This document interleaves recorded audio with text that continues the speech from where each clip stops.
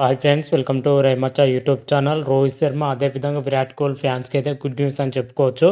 వీరిద్దరి పైన BCCI secretary Jayasai గారు మాత్రమైతే కొన్ని కీలక ప్రకటన అయితే చేయడం జరిగింది.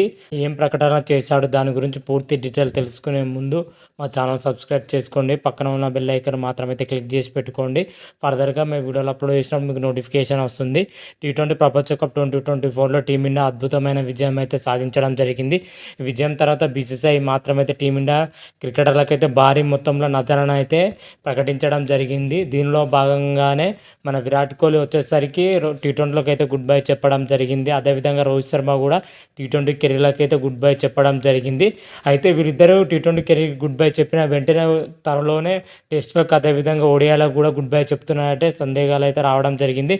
తర్వాత జరగబోయే సిరీస్లకు వీళ్ళకి జట్టులో చోటు లభిస్తుందో లేదో అనేది కూడా సందిగ్ధం అంటే చాలా అటు రోహిత్ శర్మ అభిమానులు కానీ విరాట్ కోహ్లీ అభిమానులు కానీ నెలకొనిపోయింది.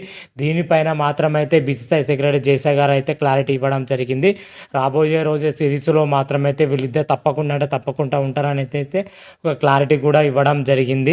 అదేవిధంగా జయసాయి గారు వచ్చేసరికి కీలకంగా ప్రకటన అయితే చేయడం ఉంది. వచ్చే ఏడాది జరగబోయే ఛాంపియన్ ట్రోఫీ కానీ వరల్డ్ టెస్ట్ ఛాంపియన్షిప్లో కానీ సీనియర్ ఆటగాళ్ళు అయితే తప్పకుండా ఉంటారని అయితే ఇంటి కూడా ఇవ్వడం జరిగింది. దీంతో రోహిత్ శర్మ ఫ్యాన్స్ కానీ విరాట్ కోహ్లీ ఫ్యాన్స్ అయితే ఫుల్ ఖుషి అవుతున్నారు. వీళ్ళిద్దరు తప్పకుండా జట్టులో కొనసాగుతారని అయితే క్లియర్ కట్గా అయితే జయసాయి గారు అయితే చెప్పడం జరిగింది. అయితే ఇప్పటి వరకు మన టీమిండియా వచ్చేసరికి రాహుల్ ద్రావిడ్ నేతృత్వంలోనే మన టీమిండియా అయితే ఎదిగిందని చెప్పుకోవచ్చు. రాహుల్ ద్రావిడ్ కోచ్ పదవికి అయితే రాజీనామా చేయడం జరిగింది.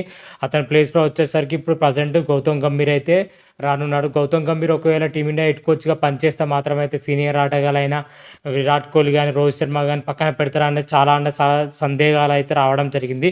దీనికి మాత్రమైతే పులి స్టాప్ పడడం జరిగింది. జయసాయి గారు సీనియర్ ఆటగాళ్ళు ఖచ్చితంగా ఉంటారని చెప్పడంతోనే దీనికైతే పులి స్టాప్ పడింది. ఒకవేళ గౌతమ్ గంభీర్ హెడ్ కోచ్ పదవికి ఉన్నా కానీ వీళ్ళిద్దరు ఖచ్చితంగా జట్టులో కొనసాగించే అవకాశం అయితే గట్టిగానే ఉందని అయితే మన జయసాయి గారు అయితే చెప్పడం జరిగింది క్లియర్ కట్గా.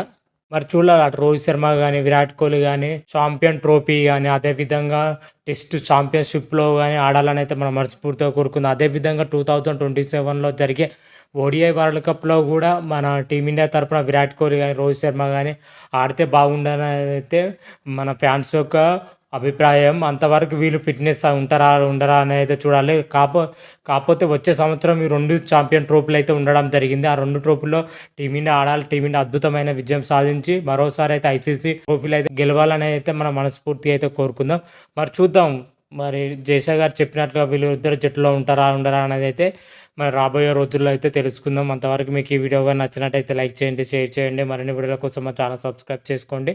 పక్కన ఉన్న బెల్ ఐకాన్ మాత్రమైతే క్లిక్ చేసి పెట్టుకోండి. ఫర్దర్గా మేము వీడియోలు అప్లోడ్ చేసినప్పుడు మీకు నోటిఫికేషన్ వస్తుంది. హర హర మహాదేవ్, శంభో శంకర్. Thank you.